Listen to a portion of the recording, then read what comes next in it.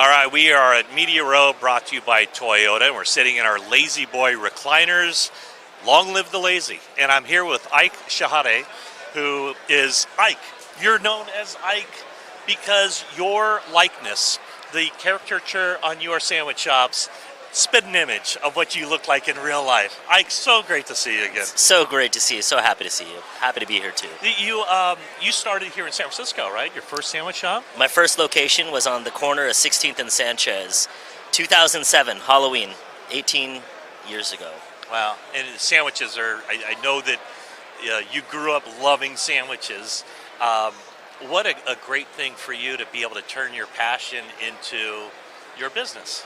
It's been not working my whole life because I'm eating, I'm feeding people, I'm being creative in the kitchen.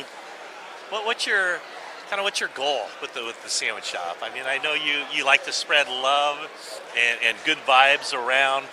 Tell me about kind of your mission statement. Well, so I'd like to be responsible to feed everybody on the planet, and if one day we're on other planets, there too. But the mission is all about feeding people, loving, respecting and appreciating everybody for wherever they're at, because no matter how different we are or even how similar we are, we all need to eat. And then this thing that I realized like 15 years ago was when we eat, it deals with our taste buds and it makes us feel better if you're hungry, it nourishes us, but it also literally becomes cells in the body.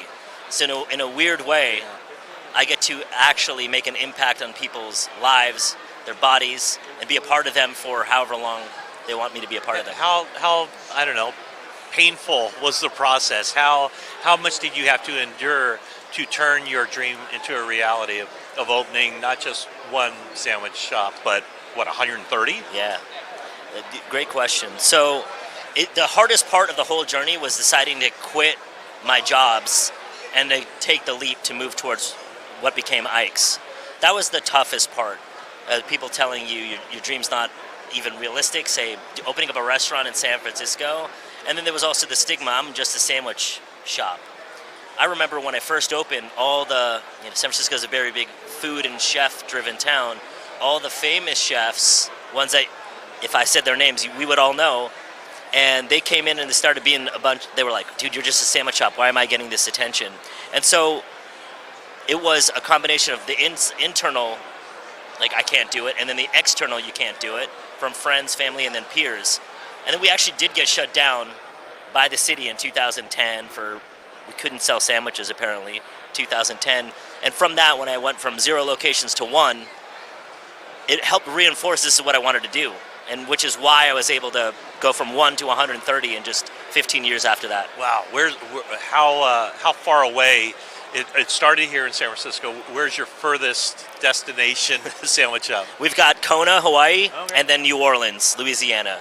We're actually going to be doing a big party for our Bourbon Street location on Mardi Gras 2 weeks. Oh, wow. That's exciting. Do you have a special sandwich for that occasion? We do a muffaletta there. We call it the Ike because we make it a little different than they do in the New Orleans side of town.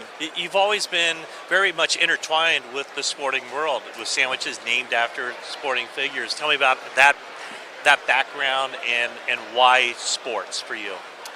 When I first came up with my menu, the reason why I started putting celebrities and sports figures on there was I didn't want to be the place where you go and you got a turkey avocado sandwich. So I wanted to name them uniquely.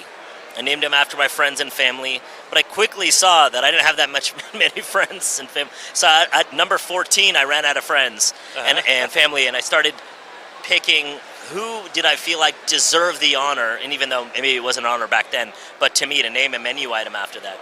And it was the guys I grew up watching. We had a Will the Thrill sandwich, Barry Bonds, Joe Montana, Jerry Rice.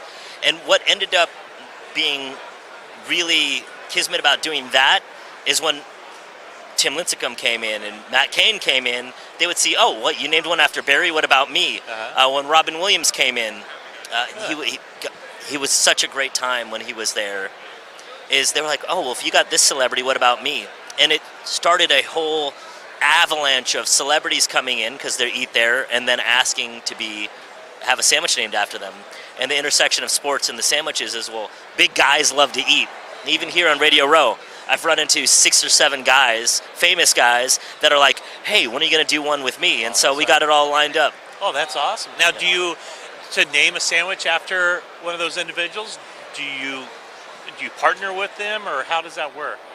So normally how it works is, say you wanted to get a sandwich named, I would interview you real quick, much like this, but get to know your personality, what you like, what you don't like, and then I'll create 5 or 6 sandwiches from what the information I got from you, and then we'll go make them together in the kitchen. So we get some training, show you how we make sandwiches, how I make sandwiches, and then we taste test them. And then after that, you would choose the best tasting one that you like.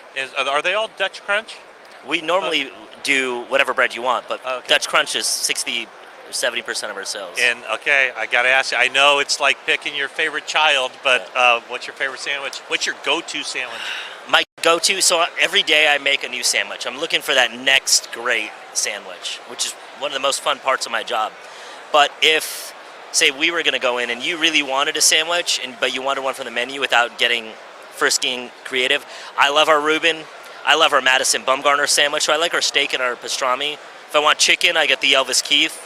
If I want a vegetarian one, I get the Meatless Mike, which is our world-famous vegan meatball.